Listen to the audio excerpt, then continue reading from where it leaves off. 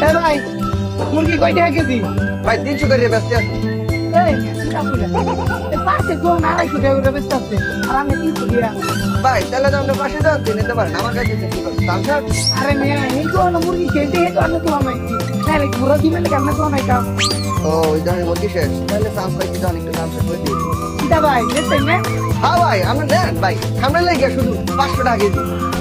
ওই দিয়া হবে না বলেন 300 দিয়া এর মধ্যে 200 দিয়া বাইরে 500 দিয়া হচ্ছে। ভাই আমি কি করি বাজার গরম মুরগির দাম সেকেন্ডে বাড়ছে। আমি যদি ভাই নেন 1 কেজি 500 টাকা রাখেন। তবে ভাই আমার তো মনে যাচ্ছে কেমন মস্কারি করতেছো না 500 দিয়া 700 দিয়া হচ্ছে।